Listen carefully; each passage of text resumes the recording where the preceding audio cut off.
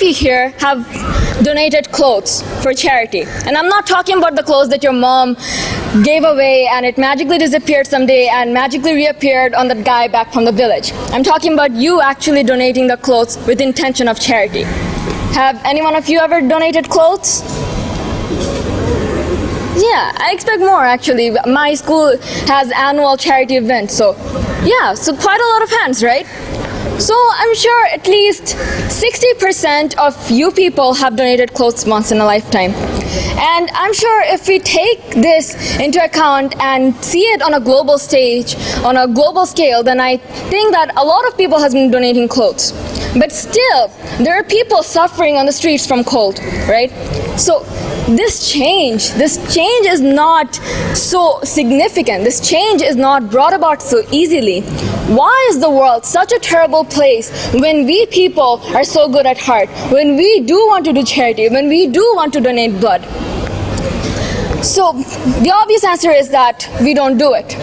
I'm sure how many of you have seen Facebook posts about people asking for blood but only reacted to it with a sad emoji but never looked back into it, never asked a friend that if they were willing to donate to that person because they don't know the person, right, who would want to donate blood. So you see, your automatic response, your attitude is that if you ask the other person to donate blood, they would not do it. And this is what's wrong with society. I'm going to tell you a secret. The secret behind all the bad things in the world, the secret behind why things are not changing as fast as we want them to change, it is because of one thing only. It is called the cynicism of change. It is the fear of change, that you do not believe in the change yourself. This speech actually is inspired by a late night conversation with one of my friends, and she saw this animal being abused on the street, and one thing led to the other, and we started talking about domestic abuse cases and other cases like environment pollution and things like that. And she asked me, how do I fix this? Tell me, why can't I do anything? I try my best, but I don't seem to make a difference. And so I tell her that what you're looking for is a statistical difference, but that's not going to happen. The most you can contribute is 0.0001%. And then I told her a story about how back in the days when people did not give a damn about the environment and threw and littered on the street. And while this one time we were going in the car and my sister prevented me from throwing out this packet from the car window.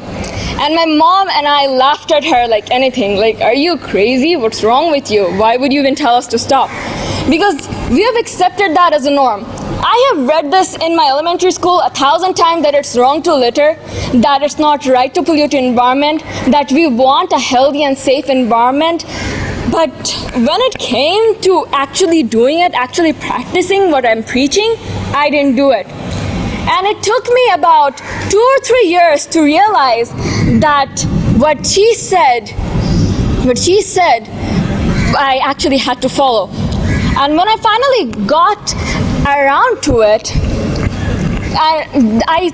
we saw that it did not just happen to me.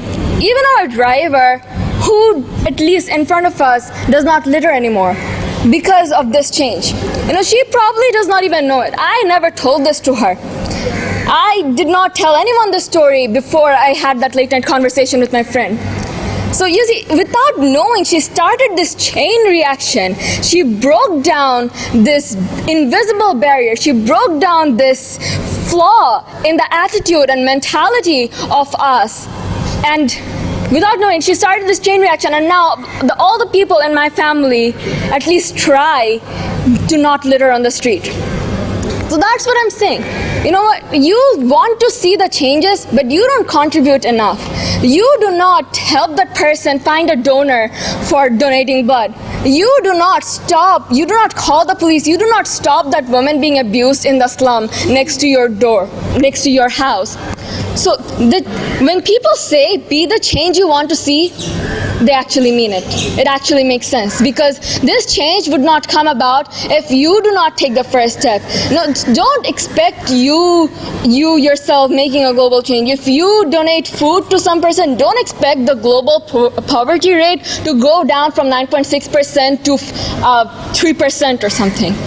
Do what you want to do. Start it. And if there are people who are inspired by you, if there are people who actually see wisdom in what you're doing, they will follow too.